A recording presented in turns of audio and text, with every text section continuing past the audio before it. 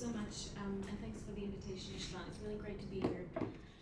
So that we follow this way, but I won't. I will talk about something because I'm a very dutiful student, and I was told to talk about the intellectuals, so I'm going to talk about the intellectuals. And the title of this conference is actually quite interesting to me because it has something to do with illiberal seduction. It has something to do being currently in the eye of the storm. Potentially one could say that Serbia has been in the eye of the storm for a very, very long time, and maybe it was the vanguard of quite a lot of these discussions that we're having here. And for a lot of people, I think, that have been following Yugoslav politics and Serbian politics in particular, a lot of the things that have been, a lot of the discourse that has been permeating the whole MAGA movement and the far as well as the radical right is very familiar. And so I want to trace back some of these discussions to what I think are the origins in the Serbian story, to the early 1980s and late 1970s, but also show how they matter still today and how a lot of these debates that we're having. And as an editor of a few volumes, I always, my main comment always is, can you historicize this? Can you contextualize this? Because a lot of the discussions actually have much, much deeper roots. And I'm not a historian myself, but I think history is really important to understand some of the contemporary discussions.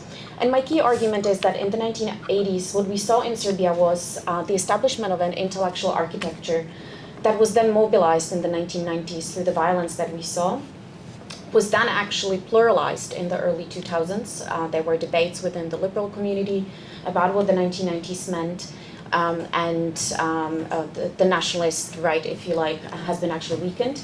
But in the current period of, we could call it Vučić period, so since Aleksandar Vučić and his Progressive Party have been in power since 2012 and then especially since 2014, what we see is a sophisticated institutionalization and instrumentalization of a lot of these discussions that really have their roots and origins in the 1970s.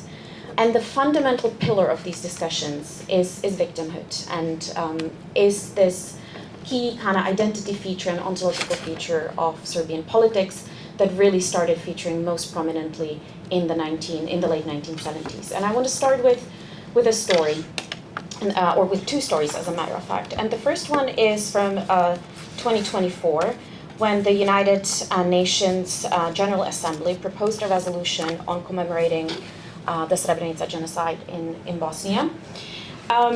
And the resolution itself didn't actually mention Serbia at all. It didn't mention Bosnian Serbs. It didn't mention the perpetrator. It simply called for commemorations.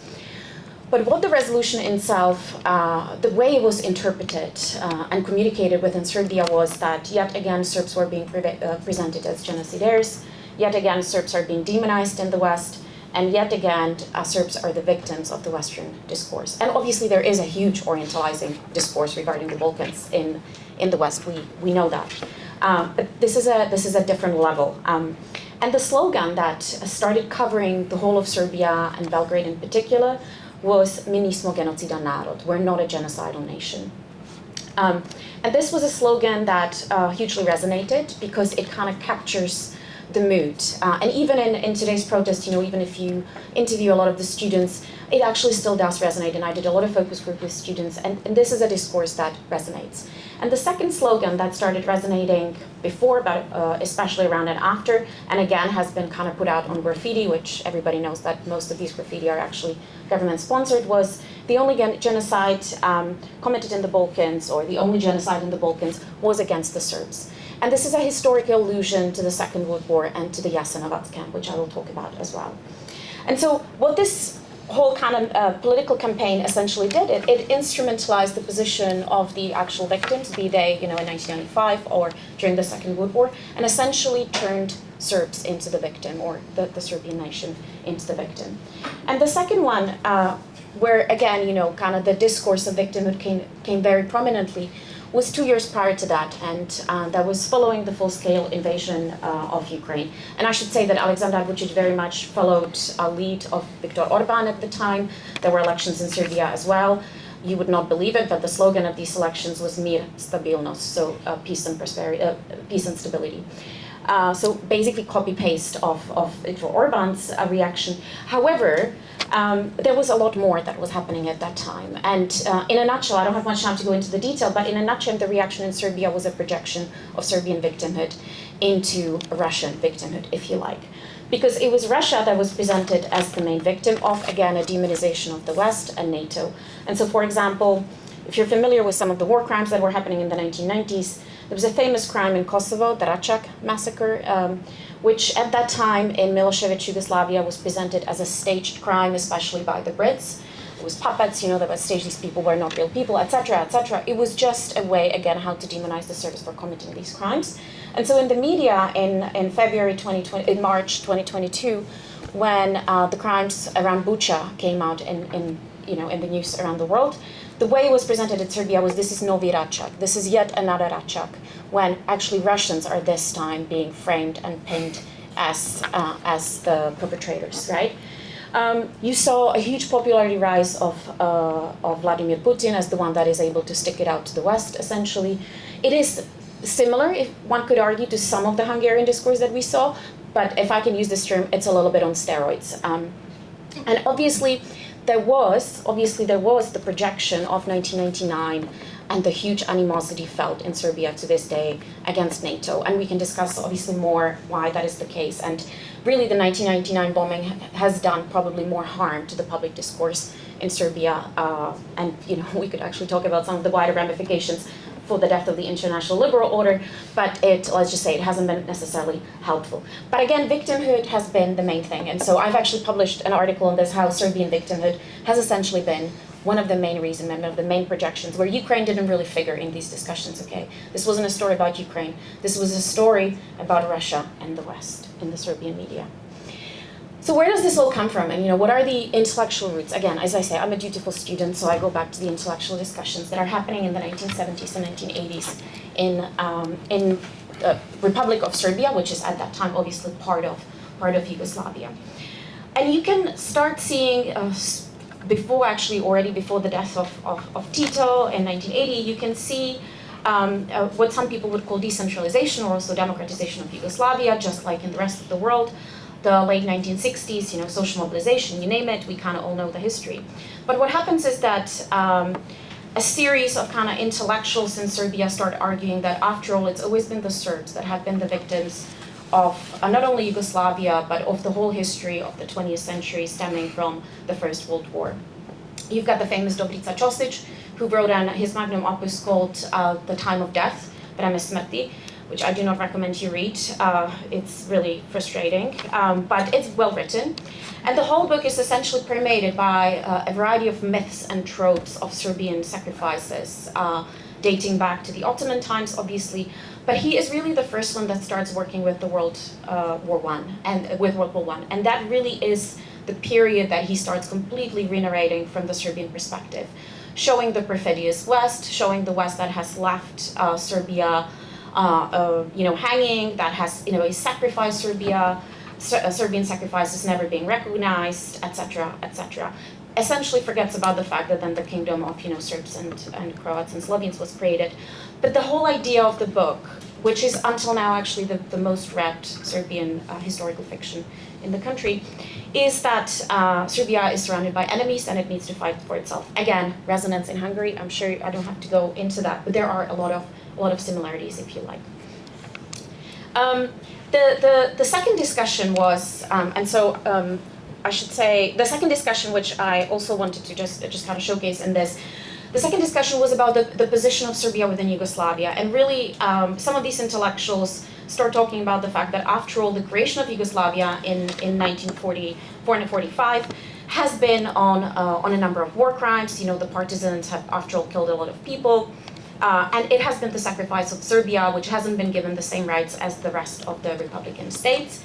And in particular, the 1974 Confederate Constitution, which has turned Yugoslavia in a sui generis kind of confederation and has given more rights to Kosovo and Vojvodina in particular, again, is just an affront upon Serbs. Serbs being, again, there's a resonance to Hungary and Hungarians, Serbs, after all, being the only nation that is dispersed across Yugoslavia the most. It's the most dominant nation, 35-36% of Yugoslavia were Serbs.